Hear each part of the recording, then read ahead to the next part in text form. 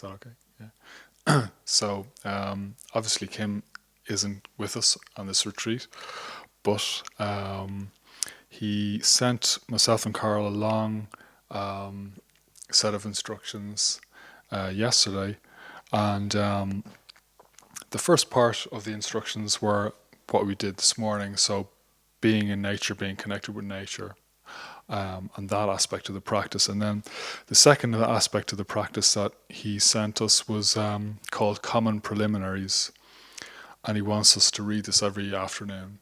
And so it's quite a lot of stuff. So we're just going to read it each day, and hopefully it'll start to sink in as the retreat progresses. And when you try to listen with your whole body and try to absorb it rather than trying to catch it intellectually, because there's more like a feel the text. That's what I'm trying to say. So, common preliminaries. I had intended to talk and guide workshops about other preliminaries, transience of life, acknowledgement of confusion, and the value of Dharma. I'll write about this in a nutshell. Dharma is not about happiness. Dharma is not about happiness. Say that to yourself a few times. Are you practicing Dharma to make your life more happy or to make it better somehow? Well, it's okay, but it's not the real purpose of Dharma. None of the yogis and yoginis who realized the nature of mind in full and became fully enlightened practiced to become happy. Why did they practice? They practiced to see the reality of themselves. Seeing and experiencing the reality of ourselves is the core of Dharma. In Buddhism, there are many exercises that are practiced extensively so that we can perceive the reality of ourselves, know ourselves as perfectly and completely awake awareness, which is embodied by the contents of our mind and our physical body. So he wants us to read that sentence 3 times. So, in Buddhism, there are many exercises that are practiced extensively so that we can perceive the reality of ourselves, know ourselves as perfectly and completely awake awareness, which is embodied by the contents of our mind and our physical body. And the last time, in Buddhism, there are many exercises that are practiced extensively so that we can perceive the reality of ourselves, know ourselves as completely and perfectly awake awareness, which is embodied by the contents of our mind and our physical body.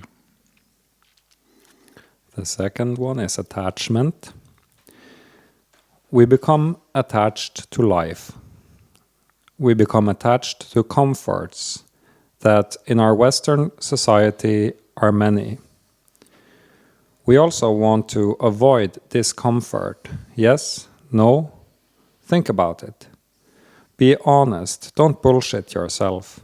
Countless causes for dissatisfaction are created because we convince ourselves that we could become happy by momentary pleasures like delicious food, wild sex, physical exercise, intoxicating drink, intoxicating drugs, luxury, massage, new car, new house, new partner, new pet, and so on. It can also be something subtler, like being attached to certain kinds of breakfast. None of these examples are causes for suffering. If there is no attachment, that is self-meanness involved.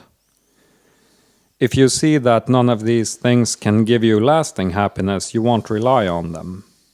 In that case, you get your fix from knowing yourself as a Buddha. This fix is a no fix, and everyone is seeking that. All sentient, samsaric beings have Buddha nature, and this very fact is the reason why we cannot get satisfaction from fleeting stuff.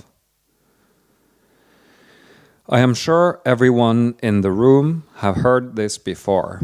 Yeah, I know all that already, you might think. I am sorry to break the news but you don't really know until there is not the slightest shadow in your mind. Admit and acknowledge that you are confused because you are attached to your human condition and the pleasures that are available to you. This point needs to penetrate one's whole being, otherwise you are not doing the practice. If you go to a pub in a samsaric rapture of wanting a good crunk, some fatty food, good laughs, and maybe even get laid before passing out into oblivion, if even a trace of that selfish excitement is there, you are still attached. If you are not ready or willing to admit this, fine, no need to force it. Samsara will do its thing, so eventually you will get it. The next section is transience of life.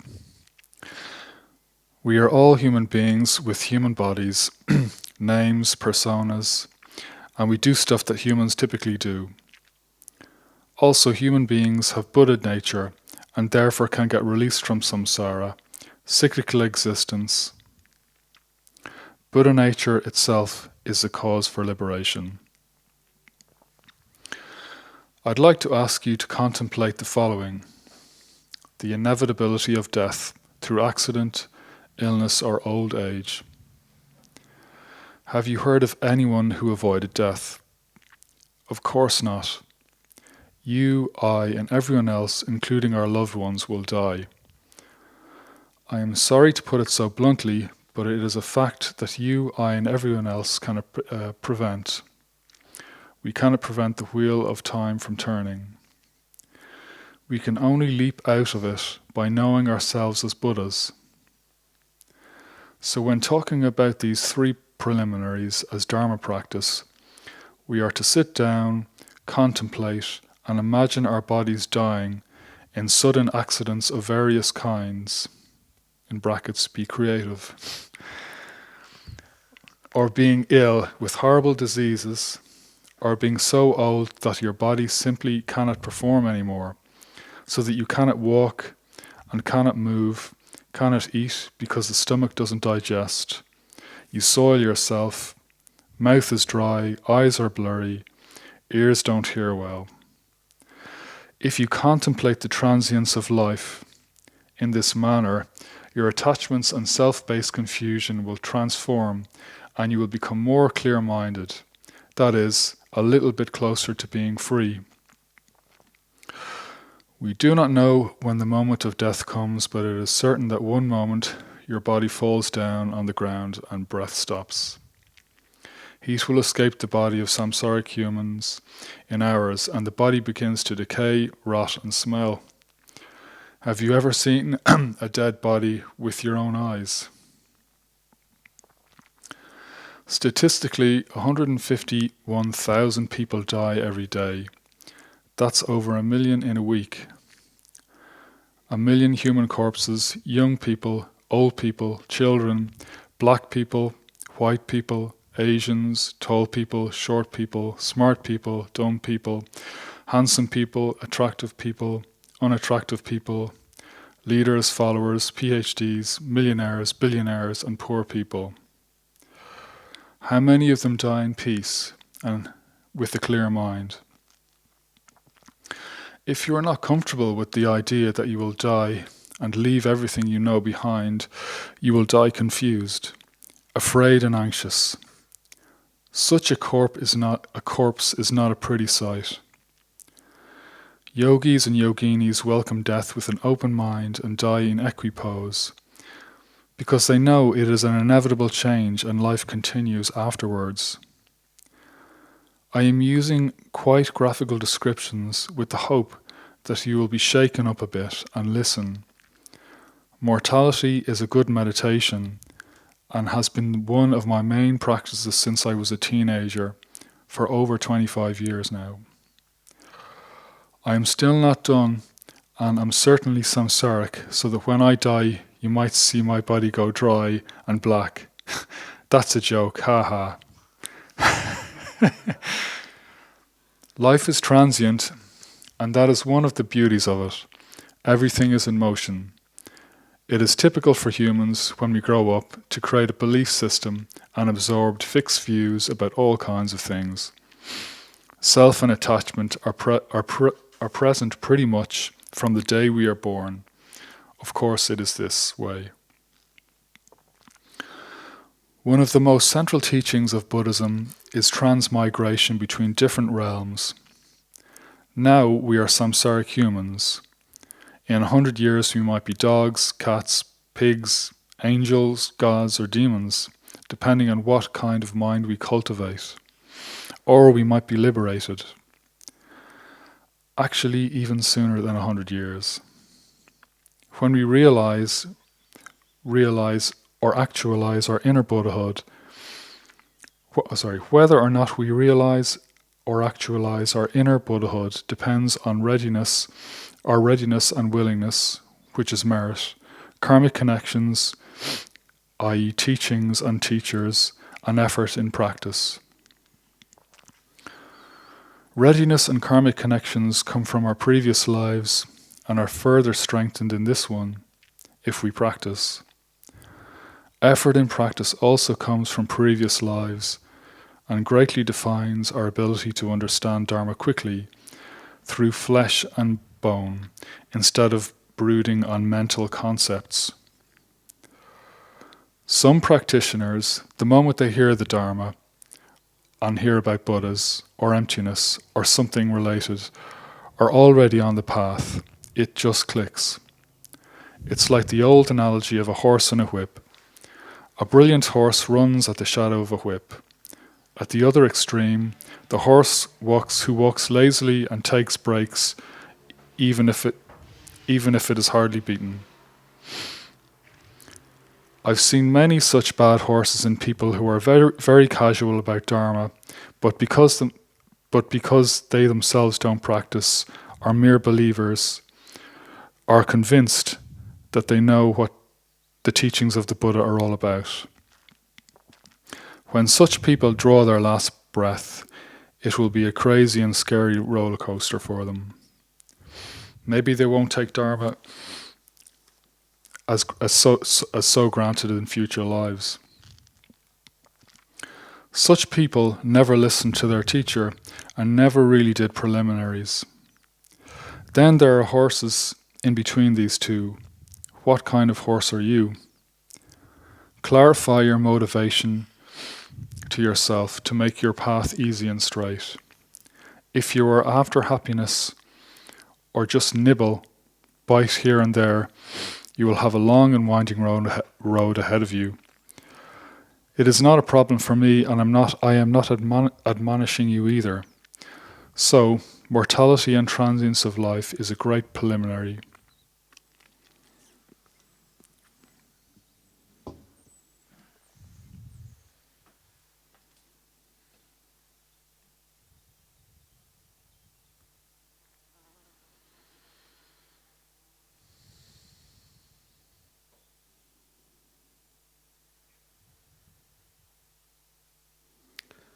Another one is honesty.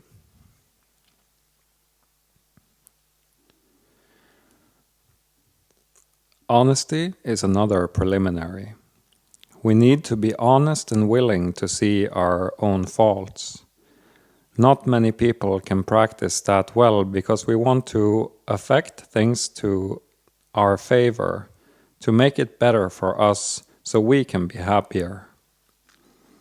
If we cultivate honesty and sincerity by simply reminding ourselves to be honest at this moment, that already reveals ourselves as Buddhas.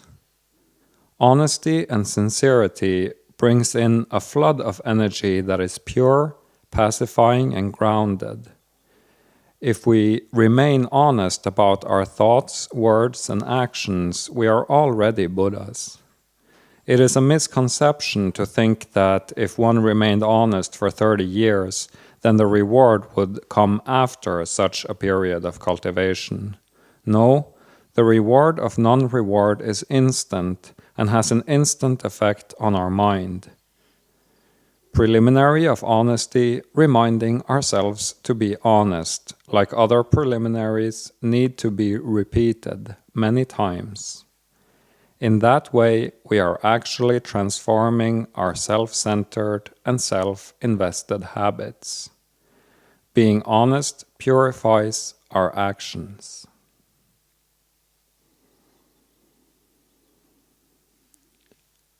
Acknowledgement of confusion and value of Dharma.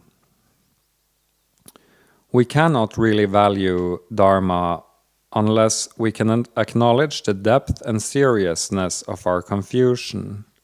Again, think about the wheel of life, which in Sanskrit is Bhava Chakra, and transmigration in realms. If you don't practice the Dharma, you cannot know yourself. If you don't know yourself, you are unaware of karmic records stored in your subconscious mind that will kick in full the moment you die. When a filled but untied balloon is released in a room, it flies all over the place and ends up in a random place. Look at your emotional reactions and you get a sense where you're heading. Maybe you end up having another human life, but think of all possible places and circumstances you could end up. When we are still in a human body and have the opportunity to practice the Dharma, which very, very, very few people do, you can remain honest and acknowledge the scope of your self-based confusion. As tantrics, when we realize that we truly are fucked, that is the moment when we take refuge in Mahasiddha Guru, mainly Guru Rinpoche, and he is more than happy to help anyone. Past Mahasiddhas are literally hanging in the air on all corners of the world, just waiting for people to turn to them. We only need to make the initiative, and when we do, it's such a joyful and fulfilling ride. Through Guru Yoga, this association, we come to know the reality of ourselves, which is the whole point. Like this, bit by bit, we come to value the Dharma. Little by little, appreciation and valuing Dharma becomes us. This is nothing else but your awakened nature.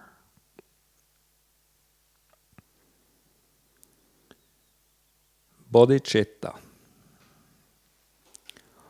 All these preliminaries, Tibetan Nandro, give a rise to bodhicitta, heart-mind of enlightenment. Bodhicitta is just another way of saying that we begin to become who we essentially already are. Samsaric beings don't give a shit about others because they are only concerned about their fix and the happiness of those they know or who belong to their group. Aren't most people acting exactly like this? It's a bloody mess, isn't it? By caring for others, bodhisattvas break their bubble made of habits, likes and dislikes, that is, the self. We begin to care for others because we become less self-immersed and begin to see that everyone else around us suffers too. Thank you and bows for listening. Now practice, actualize these teachings. Make these words of countless predecessors your lifeline. Don't waste your time. Again, I am sorry that I couldn't make it over due to being ill. I wish you all a great spring retreat. Much love, Kim.